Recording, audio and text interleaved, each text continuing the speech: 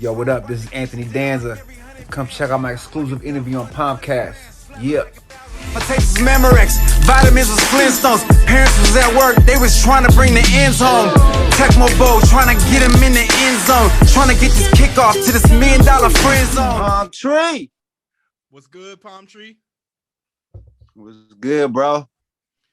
How you feeling, Anthony Danza? Welcome to PALMCAST. Man, I'm feeling great. Thank you for having me. I appreciate you, bro. Off top, bro. You know, I've been fucking with you for a little while, and you know, it always makes me feel nostalgic when I'm cruising in my whip, listening to your shit, man. Real funky, real straight out the 80s and 90s. So you really bringing it back, bro. Hell yeah. In a real way. So let me ask you this. You know, I've never been to Seattle, actually. Being on the West Coast, I don't know how many miles it is up north from here in LA, but I feel like I really kind of know about Seattle just being an underground hip hop head. You know, as a teen, I was into like Blue Scholars, Gray Skull, and groups like Common Market. So Seattle's always had like this rich underground rap scene. And I was just wondering, you know, how did growing up around all of that like affect you and make you the artist you are today? So I feel like Seattle is kind of a split. That you got that split of that real lyricism, kind of, burst from that New York East Coast, influence, and then being, on the West Coast, we're kind of a cousin to the Bay Area. So there's that other split where there's a huge Bay Area influence. So, mixing in, trying to be a part of both of those, because I was definitely influenced by the lyricism of, all the rappers around. If you ain't talking about nothing or trying to cut somebody up, lyrically, then, you're not going to be accepted, or you're not going to be acknowledged or anything like that. And then obviously the vibes and the beats, of, the Bay Area sound is heavily influenced. So, just trying to cultivate both of those and find your way in trying to real stay true to, what you feel is, for the hometown, but still, what you love as well. Right. I dig it. So in recent times, with the pandemic and all, how's it been for like you and your family up there? I know as an artist who's got a project that's about to drop, it's kind of different when you can't tour, but like with your personal life and family, how's it been? You know what? At the beginning of it, I was patient, I was good, and I was ready to go for the long haul. And now that we're kind of getting, a year into it, I'm going kind of crazy. I'm ready for this shit to be over, and I'm getting a little bit cabin fever. So, I'm ready to, I'm somebody that likes to travel and somebody that likes to be out and about and moving and shaking. So, it's been very limited, and I'm ready to get back out there and see the world. I've definitely got a lot of content stacked up and been able to be creative. So I'm fortunate and thankful for that. But yeah, family is good.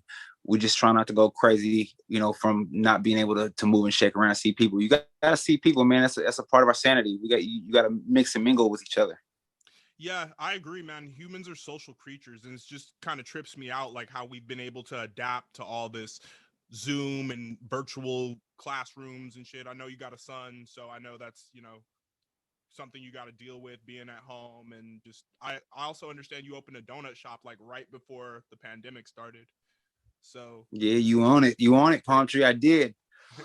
That was a gift and a curse, because right, we opened up and we were maybe 3 months, and then the pandemic hit, and everything shut down, and we were literally talking every day. This might be the last day we stay open. This might be the last day we'll stay open one more day and see how it goes. And we ended up staying open through the whole time. And because we were a drive-through, we were able to stay open and end up being able to stay afloat, and then surging at one point, and coming out on top. We stayed open the whole time, and we've definitely passed the curve, and we're on our way back up. So it was rough there for a little bit, but we passed through it, and everything is good, and it's taking care of itself. And you a business, you nurture it like a baby. You feed it when it can't walk, and now it's walking and doing its own thing. And we got to keep one eye on it. We don't have to keep it in our hands and baby it like an infant.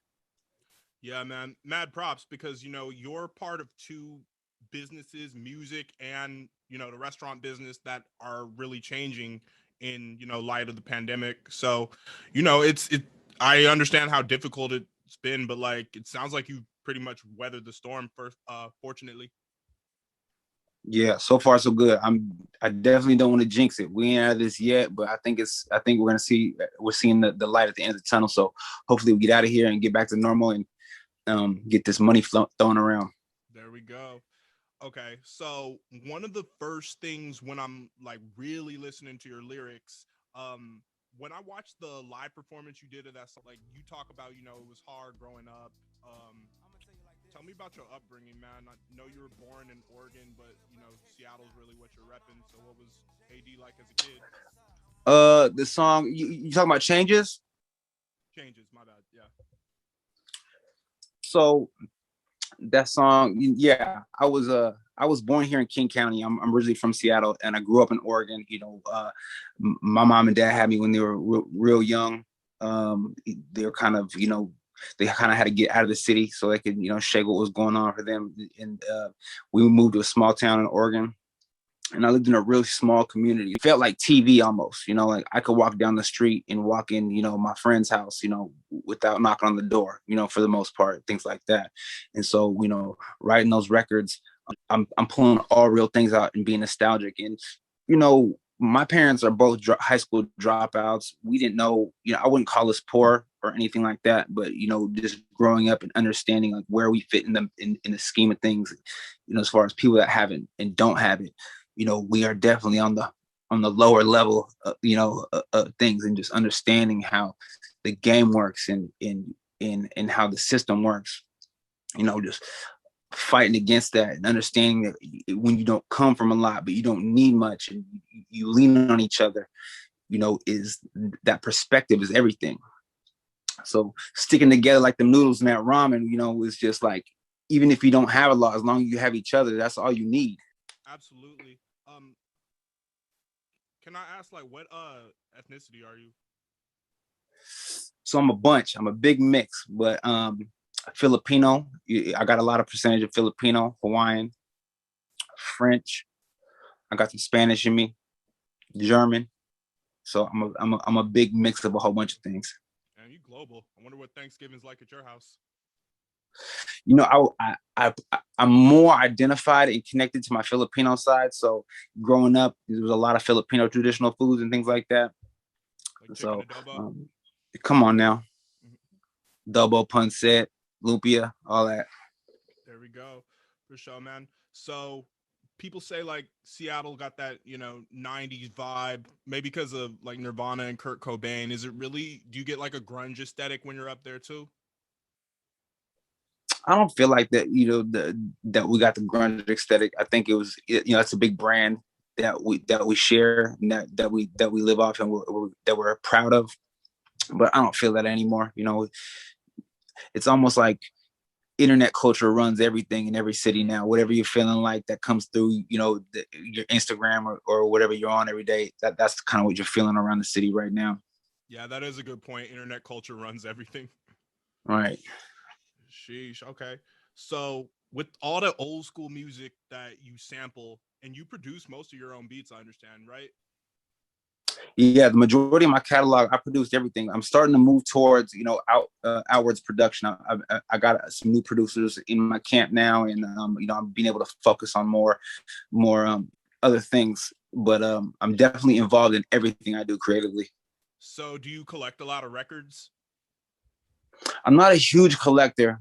I got a decent collection, but I really can't. I have some friends that are crazy collectors, and for me to say I'm a collector would be blasphemous. Right before the pandemic hit off, I was in Japan with Jake One Nice. in Mare Hawthorne, and nice. I was following those guys around. They were doing their tuxedo thing. Tuxedo, yeah. And these guys run around all day digging for records. They buy like $1,000 records, like it's nothing, like it's water. So, like these guys are crazy. I'm nowhere near that, but I'm definitely, I definitely will pick up some records, and I definitely, when I hear something, in the record shop that catches my ear, I gotta run over and see what it is. And if it's, up my alley, I gotta grab that or do what I can. I'm just trying to keep up with these guys. I feel it, because I was just wondering, like, how do you pick all these songs to sample, man? Most of these songs, I just know these records from just growing up. Like, you know, my parents were young, and that's what they were listening to, you know, when I was little. All these records and these samples, they lived through 90s music. So when I was going back all these 90s records, looking through the credits and the samples, you know, I would find out all these records that I already know. If I didn't know them, I would learn these bands. You know, I really took a liking to all that old school music just as much as I did the contemporary music. So I know these records and I know these artists and these producers just as much. So I know that genre pretty well. I'm still finding a lot of records for the first time, you know, today and, you know, and yesterday, brand new. Especially with the internet, there's all kinds of stuff you can find all the time. And it's not fair because these young guys, they know tons of stuff that took me, you know, a whole lifetime to figure out, because the internet, you can just start, you know, flipping through stuff and finding stuff like crazy. But the internet's making it easy to go find all this stuff. And it's like the internet is such a blessing but it also kind of subtracts from the experience, because like I'm like, damn, you know, I'm trying to go to a garage sale or a record shop or like dig through my grandparents' old boxes to like find something, you know. Yeah, that's the one thing the internet is doing, is like, you used to have to be special to be a certain person, to be a rapper, to be a producer, to be a record collector, to be all these things. You had to put all these miles in all this work. And now, you know, you pretty much just have to look in the right spots and do your research on the internet, which can be anybody now. Not saying it's wrong or it's bad or anything. I'm just saying it used to have to be, you know, it was a special thing for you to go and put time in to do one of these things. No doubt. So one of the main and easiest questions that was an IG question and one of mine is, how'd you get started rapping? Being a fan of music, and just kind of always having the knack, you know, for just rhythm and being creative. It always kind of lived inside of me.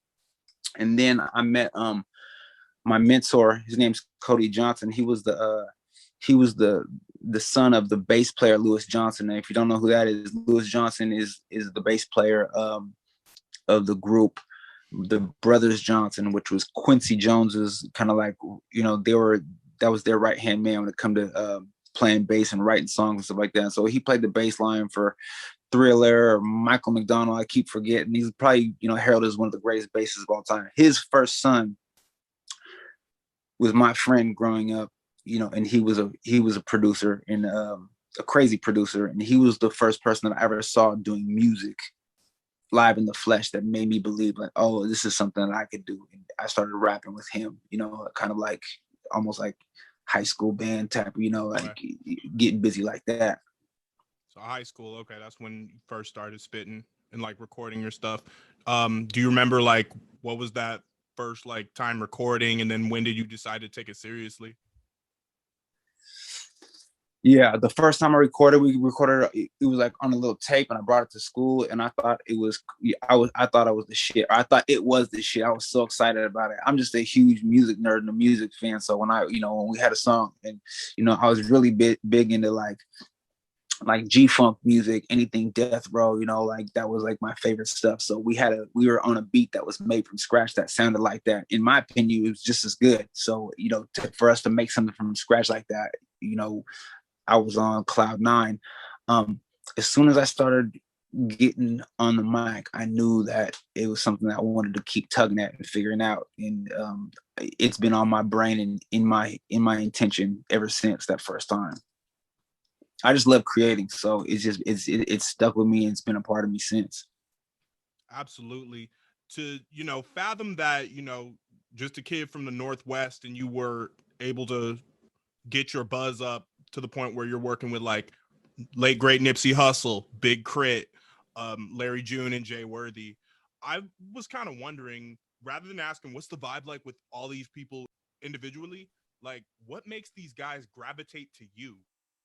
Is a lot of these relationships are cultivated like on a different, like almost like on a street level or on an outside of music level, you know, friends of friends. You almost got to be stamped, you know, to get in a lot of these circles. So, me just cultivating relationships through the years and knowing people that know people. And then, I'm such a music head that, I'll try to see, I'll be a fan of somebody. And if you can catch somebody early enough in their career, it's not too hard to be like, what's it called? How many degrees of separation, whatever that is. Usually, somebody that knows somebody that, could tap them on the shoulder.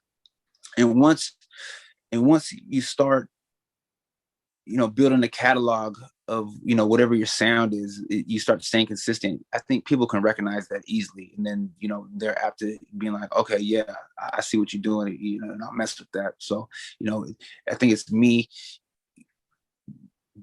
recognizing greatness early on and, and tapping people through the matrix and, and making that connection early on. Yeah, it really is, man. What I would love to see at some point is like a super group type of thing with like you, Jay Worthy, and Larry. Man, I think this genre is gonna need that here pretty soon. It's starting to get ripe, and this whole subgenre, player music, or retro vibes, retro mac, whatever it's turning into. I think we're gonna have to see that here pretty soon. Because I think there's some great music on the cusp of being made. I like that idea. Retro macking, okay. I like that term. I seen someone said that the other day. Retro Mac, and I was like, yeah, retro hustling, retro Mac, and I'm fucking with it. I fucks with that. Okay. I'm skipping around here, as you could probably tell, but I was wondering, man, I saw on your IG, how the hell did you get Chris Hansen from Dateline NBC to Catch a Predator to do a drop for you? Oh man, that was nothing but what's the company that does the drops for you with the Cameo. Cameo. That was a Cameo when they first dropped. And when Cameo first came out, I immediately flipped through there and I saw Chris Hansen, and I'm a big Dateline NBC To Catch a Predator fan, and I was like, this just makes sense. I'm trying to be funny, with my promotions and things like that, and Chris Hansen, that was a perfect fit for me. I was like, yeah, we got to get, and he was cool about it. Yeah, so you dealt with Chris directly, or it was all like set up through Cameo? It was, but they respond in the email. Or maybe it was maybe it was a representative for Chris Hansen, but they called and double checked what they wanted me to say, or I asked him to say, and he kind of went off script and did his own thing pretty much. That's so dope. And I was like, yeah, I'm with that. To Catch a Predator all the time on the news, and sometimes I even watch it on YouTube a little bit just for shits and giggles. Come on, you get him in. You know what? You're free to go. And then as soon as they walk out, done for. Get down on the ground. Get on the fucking ground. I didn't do anything. Yeah, sick motherfuckers. Okay. Man. So is there anything I would be surprised to find out that you listen to? I don't know if you would be surprised, but I definitely listen to a lot of different type of music. Classic rock from the 70s is probably my other favorite type of music besides 80s R&B. I love, obviously 90s hip hop is right there at the top. I love R&B, I love jazz, I love anything that's jamming, to be honest with you. I used to work for a radio station when I was really young, and they played classical and symphony music. I fuck with that too. I like that shit too. Just like all those compositions are crazy. They all, the math inside those compositions are just they're euphoric. That's that shit. Some of these IG questions here. I know touring is set back because of COVID, but one guy wanted to know: are you ever coming to Santa Cruz, California, or Monterey? Where's Santa Cruz and Monterey? That's down by LA. No, that's NorCal. It's like up above the Bay Area. Oh no, we're working on it right now. We're trying to figure out exactly, when this whole thing is going to open back up, and start figuring out what this next tour, or what the first tour coming back is going to look like. Definitely going to come through the Bay for sure. With all your videos, you got a real cinematic feel, and I'm like, damn, Danza's like low key a dope actor. Have you ever thought of like pursuing like formal acting or doing like skit type of things? For sure. I'm definitely hands on in all my videos and my productions and things like that. And I come up with a lot of that stuff. And you know, the humor and in the whole entertainment part of it is something that's near to me. You know, just Chappelle shows and then living there. You know, I grew up in a house, you know, full of kids, and we were always fucking around, emulating stuff like that, and watching things like that. So, I'm in the works right now of trying to figure out some things with some partners, trying to make some sketch comedy. You know, maybe taking it that way a little bit, maybe infusing it with the music, or maybe just doing it completely separate. But definitely interested and involved in stuff like that. Definitely, man. Let your boy know when if I can get involved with that, because you know I'm trying to get. I've been doing stand up on and off for half my life since I was 14. So like, I'm trying to do skits myself too, as you can see. So hey, if we could collab on something, that would be fire. No, most definitely. Let's get it in, man. I'm gonna start coming down to LA quite a bit now that things are opening back up. So is that what you down in LA? Yeah, I'm in LA. Or yeah, we're gonna have to link Yeah. up, bro. Yes, sir. Okay. Um. All right. So new album's coming out soon, man. Tell us a little about it. Armorall. I think it's got 9 tracks on there. We got Killer Calion, John Connor, Rick Hyde from what's that? The Soprano family, Benny the Butcher's people. We got DJ Fresh is on there, my man. Nice. DJ Manifest is producing on there. Who else we got? We got it's a good collection of different producers on there. This is probably the most outside producers I've ever used on a project, and the next couple projects are gonna be like that. But yeah, just more them classic jamming ass vibes. Definitely, you know, giving them hustler tales and you know, getting that same recipe right now. There you go. Is there anybody you'd like to work with that you haven't yet in the future? Yeah, for sure. I love right now. I think Brent Fayez right now. I think he's super dope. Yeah, he's real dope. Yes, super clean. I love the way he comes on tracks and his melodies that he chooses and things like that. I would love to work with Missy one day. I love everything she ever writes for everybody. You know, I think she kind of keeps it real true to, you know, that classic R&B sound. I'm real involved musically with all my stuff. So, you know, whether, you know, just more than just picking a beat or having a beat, you know, making sure that, you know, what's going on over it, you know, whether it's a hook or not, if we got too much music inside the beat, now we're doing a rap hook or whatnot. I really try to make sure that we keep a nice balance there. So I really love musical people. So Missy would be definitely a very, very dope a dream collaboration for me to get with. That would be real funky because both of you are so out of the box, you know, and she's kind of that same like 90s era. You know, she's like, you know, in that early 2000s category, but like with the like big chains and you know what I'm talking about. Yeah, no, we would definitely cook up some soup. Cook up some soup. I might have to use that. So the album's on the way. You got some visuals coming soon too? Yep. The lead track off the intro track off the album is gonna drop here real soon. New Jack Danza is on the way. That project is probably halfway done. We're gonna drop that probably in the summer. Me and DJ Fresh got a Tonight Show in the works right now. I'm pretty sure DJ Fresh has got his compilation album going down to LA here in 2 weeks. Go work on that. Hopefully land something super dope on that. And then probably fourth quarter, maybe the turn of the year, we're gonna have drop a nice big album. You know, probably a collection of like around 15 joints. I've been saving some pretty crazy shit for this drop at the end of the year. So there you go. I always wait in the interview to ask one of the most basic questions, but I know the name Anthony Danza comes from the actor and tap dancer Tony Danza, correct? Yeah, it definitely is a spinoff of Tony Danza from Who's the Boss. Yeah. So, like, how did that guy inspire you? Well, my real name is Anthony Danza with the L at the end. Oh, So okay. it's kind of a spinoff. I always, like Jamie Foxx, when I found out Jamie Foxx, that wasn't his real name. And a lot of people in show business would use a different name as their show name. I always kind of thought that was, a cool thing to do.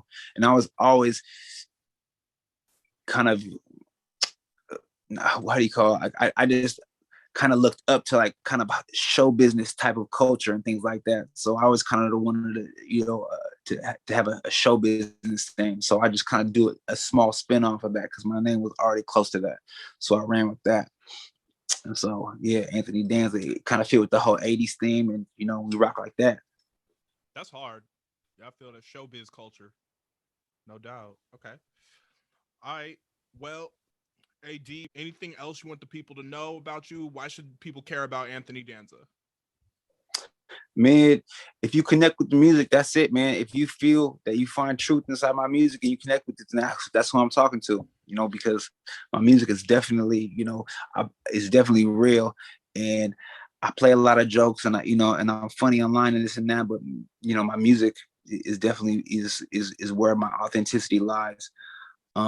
And that's what art is for, for you to connect to, and bond with.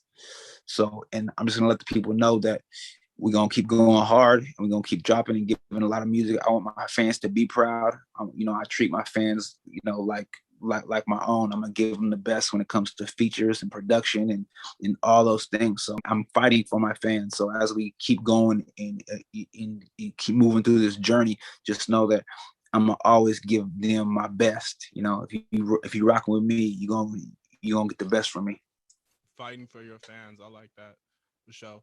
I know I wasn't gonna say this, but like, okay, I gotta ask, man. When Nipsey passed, how did it feel to like realize that you had music out with this man and you probably got to know him, and like, how did it feel like reflecting on his legacy? To be honest with you, the record that we did together and in the music that we have together was the last thing on my mind.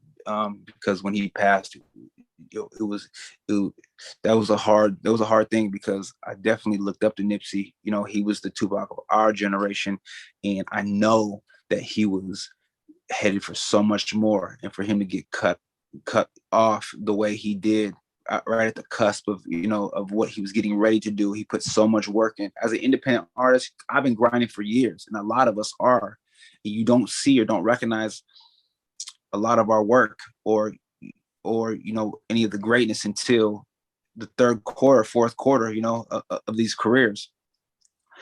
These viral moments, are those are rare, but we celebrate them. We love them because we love that story. But most of us have been grinding for years, and Nipsey had been grinding for a long ass time, before people started really getting to recognize him. So I know he was just getting ready to do his greatest, his greatest pieces of work, and for him to get cut out the way he did, was heartbreaking. So, I just mourn for, his legacy, his family, and feel for, his whole movement that he had gone, before I even could think about. I'm fortunate and happy that I got to work with the great, but that was the last thing on my mind, when Nipsey passed.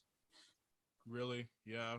One time for Nipsey, man, because whether you were like really that into his stuff or not, just being from LA, you feel very connected to him and his message. It's just hard that like people didn't realize how powerful of a man he was and how much of like a positive message and how he wanted to educate people.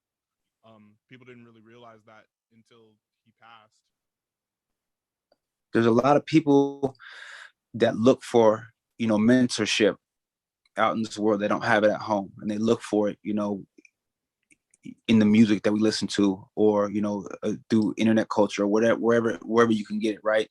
And to find somebody strong like Nipsey, that's strong in his convictions and his morals, and to do that, that's a rare thing these days. And when you come from somebody, a family that has a father or a leader of the family that has that type of mentality, you're going to grow strong roots and things like that. That's why Nipsey was so special, because he was one of those, rare fixtures in the community that was given that old school message of integrity and authenticity and sticking to your guns and respect in your word and all those things.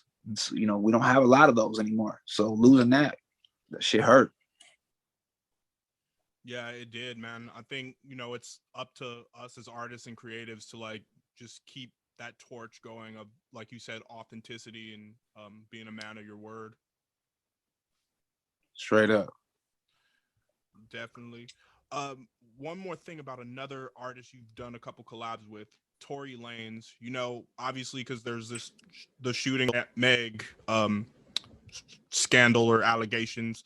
How did you react to that? Given that you work with Tory and you probably got to know like a whole different side of him that the public is not seeing. That whole story was a crazy whirlwind, for me, just like everybody else, and watching it unfold and trying to fathom what had gone on and why or what, I was going through the same thing. Is Tory's not convicted yet. I'm trying not to, I'm not trying to fill in the gaps. I know that when we're in the bleachers watching the show or watching, me as an artist, I know that my fans only get a small percentage of what's the real story. We kind of just give them what we want. There's a big show element to this whole industry, so I try not to get wrapped up in the same thing.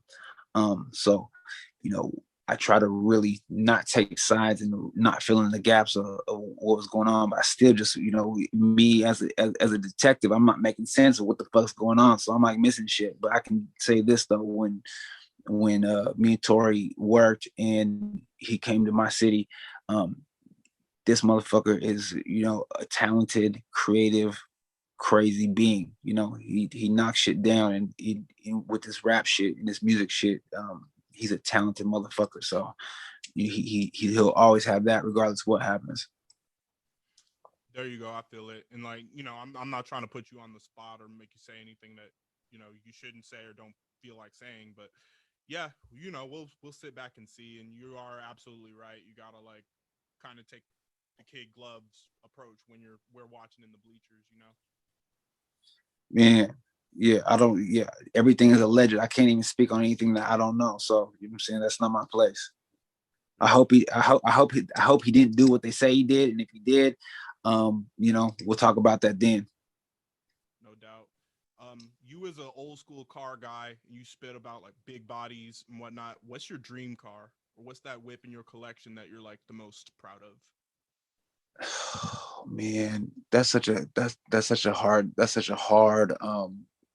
question to ask me, because I changed so much in what I like. You know what? Right now, I'm kind of getting back to everyone's going to laugh at me, but I'm getting back to these like 1998, 99 big body, like Mercedes and Lexuses, like on belly, and what the big timers were driving around in when when Manny pressured them. Now that we're like 20 years away from that, now that's starting to become a classic again. So pretty soon I'm gonna need one of them joints, on them big ass, 22s, 24s with the big plate rims on them, like I think I want one of those here pretty soon. Yeah, man, those like 90s Benzes are sweet. Hell yeah. You made me think of something, man. Just like Cash Money pushing those through the streets of New Orleans, like that's such a vibe in itself. Man, I'm on those right now again. I've been digging up all them old Cash Money catalogs, like all them old big timers CDs, and just remembering all them big body joints with them big ass rims on them. Hell yeah. Yeah, I gotta get like, if you got some deep cuts that you want me to hear of like old Cash Money, send those my way. Oh, I'm your Cash Money guy. I was deep in that shit. Hell yeah, man. AD, last question I'm asking every guest this year starting. Do you got any questions for me? Man, I did at the beginning, and now that we often know our thing, I'm getting a mind blank. But what's some of your favorite music right now? Right now, I've been listening to, of course, always like a lot of you, getting ready for this one. Then always Jay Worthy, Larry June, Spitta, Dom Kennedy. As far as rap, Freddie Gibbs, like Freddie and Alchemist, new shit, Alfredo. Benny's new project with Harry Fraud's Fire. Been digging Harry Fraud a lot. I haven't reviewed it yet, but there's this group called Tune Yards. It's like a funk duo. Dope. Recently interviewed this artist named JKXO, who's a producer and vocalist from the Bay. He lives in LA now, but real dope, like synthwave sound. And I got an interview coming out with another group called Melodic Tribe, also from LA. Dude and a girl, very like indie hip hop sound. So Man, yeah, and then Draco the Ruler, like all the new shit coming out of LA. My boy Catchy the Great, rest in peace. there's so much dope music out there that nobody knows about yet. Like, every other day I keep finding like my homeboy will send me, an Instagram of like a group that is not famous, but they're running it up in their own lane and doing dope stuff. And I feel like that's happening, more than it's not. And that's real. That's such a thing that's just taking it upon themselves to build careers and make dope ass music and create their legacy. I love that. Yeah, exactly. Lately, I've kind of been like, kind of studying one producer who will work with like different vocalists or rappers. Like, to look at Alchemist, all his work with different artists, and then look at like a Madlib or a Harry Fraud, and then all this. Let me ask you that, because that's something, from the old school. I loved when a producer cultivated a sound. When you would hear like these West Coast producers doing Tupac's records or whatnot, or Organized Noise did the Outkast records, Manny Fresh did the Cash Money sound. You used to have these certain sounds with these certain producers. Now, even industry wise, you pretty much handpick all these different producers from everywhere. Like I think like what Carter 3 was like the first time Wayne, like now all of a sudden you got this producer and this producer and this producer and a Kanye West and this and that. So now it's just a line of hits, which makes great music. But now we're getting away from that regional, chemistry. And now I feel like move 10 years, 15 years away from that, we got this thing where people make their rounds. Like Harry Fraud will do a tape with all these different type of people, and Carter will probably do a tape with these different type of people or whatnot, and they make great tapes. But everyone kind of plays musical chairs to some extent. And how do you feel about that? You know what? It's interesting to see them work with different producers, but I've been kind of playing with that idea in my head too. Like that traditionally seemed like a mixtape thing, where they would have like several producers on one project, but then streaming services came along and kind of like threw away the concept of albums.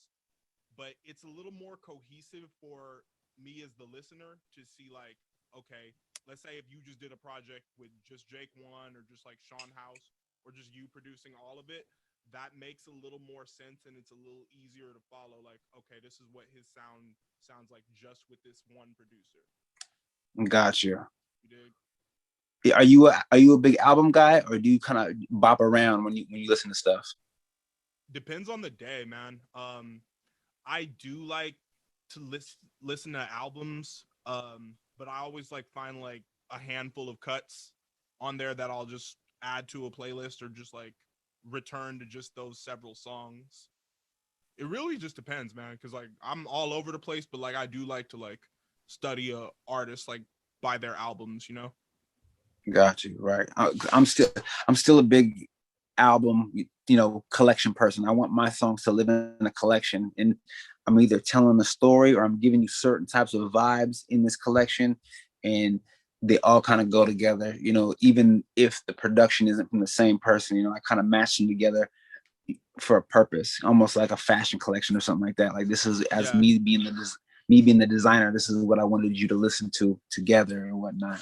It does make sense because when you go back and look at it, it's like, okay, that's what Anthony was on in this era, like these years from in the 2020s, that's kind of how he was sounding. Right. for example. Hey, when's your birthday? 12/12, Sagittarius. Sag, for sure.